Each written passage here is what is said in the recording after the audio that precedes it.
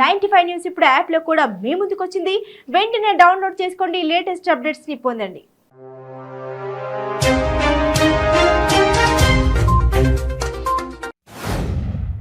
గుంటూరు జిల్లా మంగళగిరిలో మహిళలపై అత్యాచారాలు చేసేవారిని ప్రభుత్వాలు కఠినంగా శిక్షించాలని తాను కోరుకుంటున్నట్లు హర్యానా రాష్ట్ర గవర్నర్ బండారు దత్తాత్రేయ సూచించారు.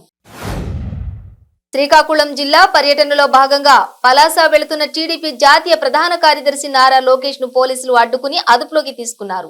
విశాఖపట్నం విమానాశ్రయానికి చేరుకున్న లోకేష్ అక్కడి నుంచి రోడ్డు మార్గంలో పలాస వెళ్తుండగా శ్రీకాకుళం సమీపంలో జాతీయ రహదారిపై అడ్డుకున్నారు. దేశంలో జరుగుతున్న ఆకృత్యాలపై విశాఖలో దళిత హక్కుల సమైక్య ఆందోళన వ్యక్తం చేసింది. ఈ మేరకు నగరంలో అంబేద్కర్ విగ్రహం వద్ద సమైక్య సభ్యులు నిరసన వ్యక్తం చేశారు. మునుగోడులో కాంగ్రెస్ పార్టీ నిరసన కార్యక్రమాలు చేపట్టారు. టీఆర్ఎస్, బీజేపీ పార్టీల ప్రజా వ్యతిరేక విధానాలకు వ్యతిరేకంగా వినూత్న నిరసన సందర్శనను నిర్వహించారు. హైదరాబాద్ నగరంలో బాచుపల్లిలో భారీ అగ్ని ప్రమాదం జరిగింది. బాచుపల్లిలో ఓ కెమికల్ గోడౌన్ లో ఒక్కసారిగా మంటలు చెలరేగాయి. క్రమంగా అవి గోదాం మొత్తం విస్తరించడంతో భారీగా మంటలు ఎగిసిపడ్డాయి. నాగర్ కర్నూలు జిల్లా తాండూరు గ్రామంలో MLA Marri Janardhan Reddy Shri Lakshmi Narasimha agro industrial rice mill opening చేయడం జరిగింది. Communication cell Mandamarri area Yellandu club లో స్వతంత్ర భారత వజ్రోత్సవాల్లో భాగంగా మందమరి ఏరియా సేవా అధ్యక్షురాలు చింతల లక్ష్మీ శ్రీనివాస్ ఆధ్వర్యంలో లేడీస్ క్లబ్ వారు సామూహిక జాతీయ గీతాలాపన కార్యక్రమం నిర్వహించారు. అల్లూరు జిల్లా పాడేరు ఏజెన్సీ చింతపల్లి మండలంలో అన్నవరం పోలీస్ స్టేషన్ పరిధిలో సుమారు కోట్ల విలువ చేసే భారీ గంజాయి పట్టుకున్నారు పోలీసులు.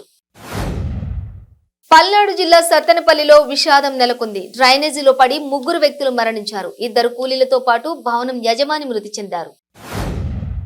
చీరాల ఓడరేవు వద్ద ఆదివారం మధ్యాహ్నం అలల తాకిడికి సముద్రంలో కొట్టుకుపోతున్న యువకుడిని మెరైన్ పోలీసులు కాపాడి ప్రాణాలు నిలబెట్టారు.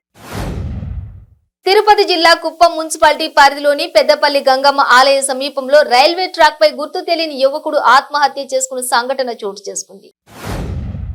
తిరుమల శ్రీవారిని హాస్య నటుడు బ్రహ్మానందం దర్శించుకున్నారు. ఉదయం విఐపి ప్రారంభ విరామ దర్శన సమయంలో స్వామివారి సేవలో పాల్గొన్నారు. టీటీడీ ఆలయ అధికారులు ఆయనకు ఘన స్వాగతం పలికి దర్శన ఏర్పాట్లు చేశారు.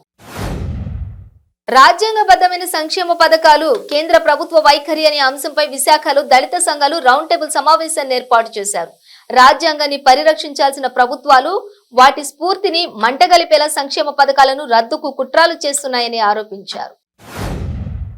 తెలుగు భాషోద్యమ సమైక్య రాష్ట్ర వ్యాప్త తెలుగు భాషాభిమానుల చిరకాల వాంఛైన ఆంధ్రప్రదేశ్ తెలుగు భాషాభివృద్ధి ప్రాధికార సంస్థను రాష్ట్ర ప్రభుత్వం ఏర్పాటు చేసిందని ఆ సంస్థ చైర్మన్ యార్లగడ్డ లక్ష్మీప్రసాద్ తెలిపారు. సూర్యాపేట జిల్లా కోదాడ పట్టణంలో స్వర్ణ భారతి చారిటబుల్ ట్రస్ట్ ఆధ్వర్యంలో కిడ్స్ ఇంజనీరింగ్ మహిళా విద్యార్థులతో 2000 అడుగుల జాతీయ జెండాతో ప్రదర్శన చేపట్టారు. వజ్రోత్సవాలు ముగింపులో భాగంగా జాతీయ జెండా ప్రదర్శన నిర్వహించారు. ప్రతి ఒక్కరూ ఆధ్యాత్మికత్వాన్ని పెంపొందించుకోవాలని పిఠాపురం ఎమ్మెల్యే పెండెం దొరబాబు కోరారు. పిఠాపురం నియోజకవర్గం గొల్లప్రోలు మండలంలో తాటిపర్తిలో నూతనంగా నిర్మించిన వరసిద్ధి వినాయక స్వామి ఆలయం ప్రారంభోత్సవ కార్యక్రమం అత్యంత వైభవంగా జరిగింది. హైదరాబాద్ చాంద్రాయణగుట్టలో నిర్మాణం చేసిన ఫ్లైఓవర్ పూర్తి కావడంతో నేడు ప్రారంభోత్సవం చేయనున్నారు.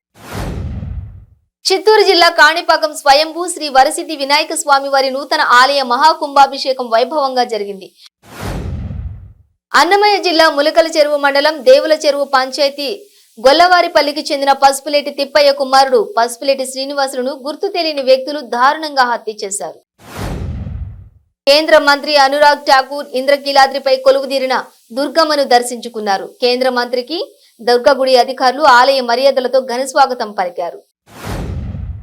కాకినాడ పోర్టులో సిలిండర్ పేలి 2 కార్మికులు మృతి చెందారు. కాకినాడ పోర్టు వద్ద బార్జీ ఫ్యాబ్రికేషన్ రిపేర్ వర్క్ చేసేందుకు బార్జీ లోపలకు 3 మనుషులు దిగి వెల్డింగ్ చేస్తుండగా గ్యాస్ సిలిండర్ పేలి 2 సిబ్బంది మృతి చెందారు.